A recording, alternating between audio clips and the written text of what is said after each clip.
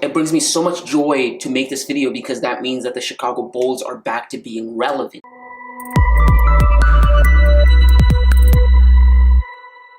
Hi, my name is Emmanuel Camia. Welcome to League Talk. If you're new here, I make videos about the NBA and anything that's pertaining to the NBA news. Just give my thoughts and opinions. If you're into that kind of thing, make sure to hit the subscribe button, leave a like, and yeah, I want to jump into this video. Today, I want to make a video talking about how good are the Chicago Bulls. In the offseason, I made a video about the Chicago Bulls when they acquired Lonzo Ball and Demar Derozan. The video is called, Are We Seeing the Return of the Chicago Bulls? And in that video, I went on to champion the return of the Bulls and why it was important for them to come back and make a comeback to the NBA. Because for my lifetime, for the majority of my lifetime, the Bulls have been irrelevant outside of Derrick Rose, which is something that doesn't sit right with me and something I don't like because of just how iconic the Chicago Bulls are. They have the privilege of saying the best player in history played for them. I just wanted the historic Bulls to return. So a few months have gone by and I think we've seen a lot of games to the point where we have a large amount of sample size to try and assess the Chicago Bulls. And that's what I'm going to try and do today. Currently, as I'm making of this video, the Chicago Bulls are 24-10 and are the top seed in the Eastern Conference and are currently on a 7-game winning streak. Things are really looking up for the Bulls. So with all that being said, gotta ask, how good are they? How good are the Chicago Bulls? What is their ceiling? Can they reach their ceiling? If so, how are they gonna reach their ceiling? And if they reach their ceiling, what does that mean for the entire Eastern Conference? What does that mean for the entire league? Again, I'm gonna try and give my thoughts and opinion and try and dissect the Chicago Bulls and what I really think about them. First of all, the Chicago Bulls are a playoff team. They're playoff bound. Let's establish that. Let's get that out of the way. But if they do make the playoffs this year, that'll be the first time they've been in the playoffs since 2017. That is 5 years, half a decade. So very exciting things that we're seeing here, right? Last year we got to see the New York Knicks make a return to the playoffs for the first time in like 7 years, and the Bulls are making their return in 5 years. So really exciting. But from the way the Bulls are playing, I can already guess that you guessed that the Bulls are going to make the playoffs. I mean, they're the #1 seed in the Eastern Conference. It's almost a lock. So what else? How far can they go in the playoffs? And how many games will they win in the regular season? How do they compare to teams, other good teams in the Eastern Conference like the 76ers, the Bucks, the Nets, right? If the Nets are super healthy and completely healthy, can the Bulls actually compete with them? If the Bucks are super healthy, can the Bulls actually compete with them? And I really want to stress that point because health and availability is going to play a key role in who comes out of the Eastern Conference this year because of, just injuries and COVID protocols. That's a factor that we kind of have to now start to assessing and inputting into the whole equation to try and get the result. So how well could they stack up against these teams if they were healthy? In my opinion, I think the Bulls will win somewhere between 57 and 60 games, which is amazing, which is really good. I think they will finish at #2 in the Eastern Conference. I think the Nets are going to finish above them because I think fully healthy, when the Nets fully have everybody and they're not, huddled by injury like they were last year when James Harden and Kyrie Irving were hurt, and they're not huddled by COVID protocols like Kyrie Irving. I think they're the best team in the Eastern Conference and could possibly be the second or third best team in the entire league, depending on how well and how good the Suns and Warriors are. So I don't see the Bulls, being able to go toe-to-toe with a fully healthy Nets team. I can see them taking 1 game or even 2 off of them, but that's it. That's the max they're gonna get, right? So finishing at #2 in the Eastern Conference is where I see the Bulls finishing this year.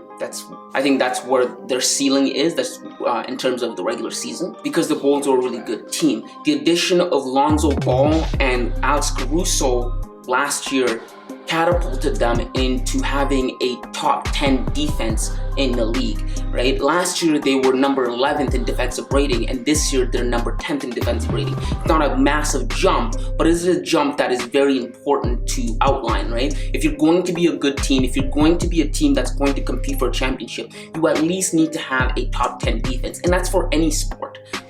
If you're in the NFL, your defense has to be good. Remember, Bill Belichick said, defense wins championship. So top 10 defense is really good, and I really like it. The addition of Lonzo Ball really helps them on wing defenders because he's very long for his position, and he is very aware in terms of playing not just man-to-man defense. He's very aware of things that are going on around him, outside defense and stuff like that, and getting those tips and those long arms of his. So that's really helped them out. And again, that matters. Being a top 10 defense in the league, it matters if you want to make a run at the championship. So they got that checked off, top 10 defense in the league. I like that. And furthermore, on the offensive side, DeMar DeRozan and Zach LaVine have really found a way to coexist with each other. In the previous video I made about the Bulls, I predicted that the pairing of two really good wing scorers like DeMar DeRozan and Zach LaVine paired up with a good passer, pass-first point guard like Lonzo Ball will be really beneficial to the Chicago Bulls, and that's exactly what's happened. The Bulls have benefited from this greatly, and I have the numbers to back it up. DeMar DeRozan jumped in scoring significantly from last year to this year. Last year he was averaging 21.6 points on a really bad San Antonio Spurs team to averaging 26.8 points per game on the best team in the Eastern Conference.